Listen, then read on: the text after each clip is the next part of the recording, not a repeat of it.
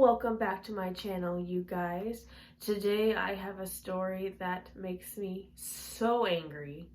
So grab yourself a snack and a drink. It's gonna be a bad one.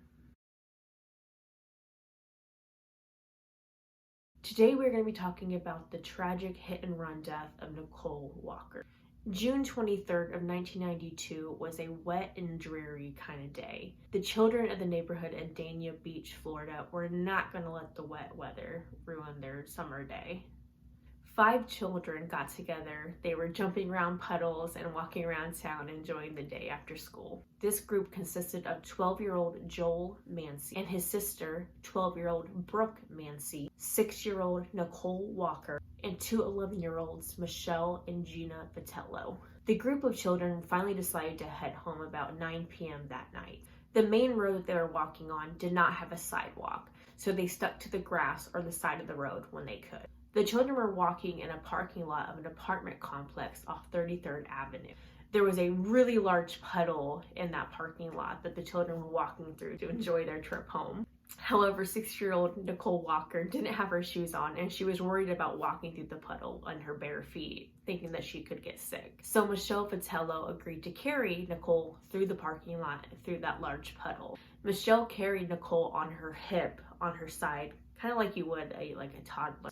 As the children were walking through the parking lot, a Chevy Silverado swerved off the road into the parking lot, hitting some of the children.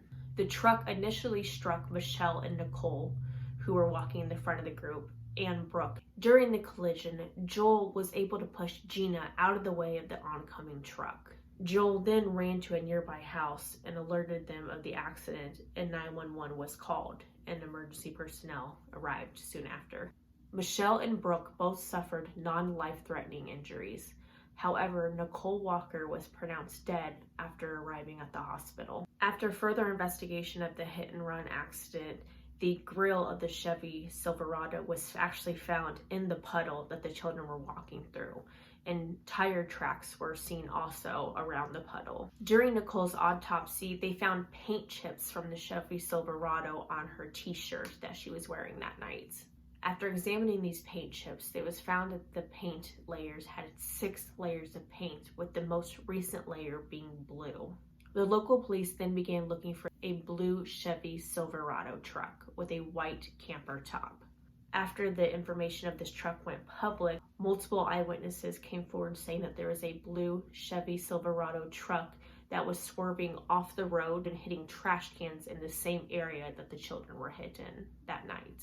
About a month after the accident, a tip came into the police that there was a hidden blue Chevy Silverado on a property belonging to a man named Kenneth Pierce. The truck was located on their property, surrounded by multiple other vehicles trying to conceal it. However, after police investigated this blue Chevy Silverado truck, it was clear that if this was the same truck that was involved in the hit and run, that this truck had been altered. It did not have a Silverado grille on the front of it.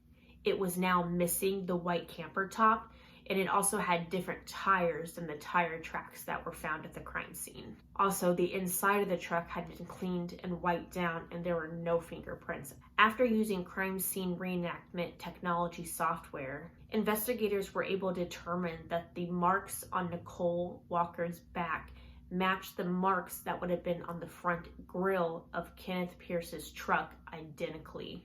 They were able to use this reenactment software to map out exactly what happened during the time of the accident. Nicole Walker, who is being carried on Michelle's right hip, would have had her back to the truck. After that initial hit on her back, the force caused her head to go back and hit her head on the top of the truck. It's believed that her hitting her head was the fatal blow for her. In April 1993, they used this forensic animation reenactment video against Kenneth Pierce in court.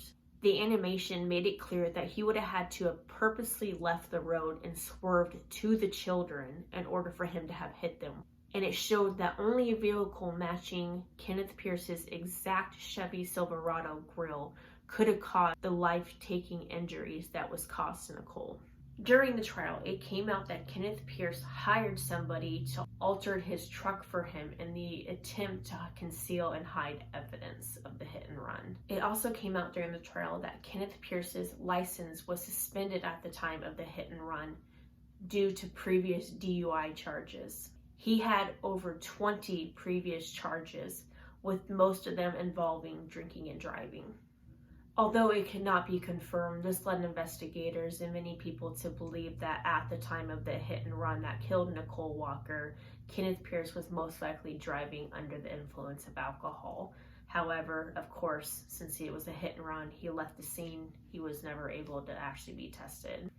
At the end of the trial, the jury found Kenneth Pierce guilty and sentenced him to 40 years in prison, where he is currently serving out his time. And that's all I really have for you guys today. Kind of a quick, short one. So tell me what you guys think down in the comments. Are you guys as mad as I am about this? That this guy had over 20 previous charges for DUIs and drinking and driving related things? It makes me so angry. I don't understand. Sometimes this stuff doesn't make any sense to me. So unfair that Nicole had to go through this. She was known as such a beautiful, quiet child. However, her mother stated that she hated to smile. But like many children, she loved to play. And it's so sad that her life was taken so short while playing and enjoying a night out with her friends. And as always, you guys, if you could like, share, and subscribe if you like this video. Until next time, bye!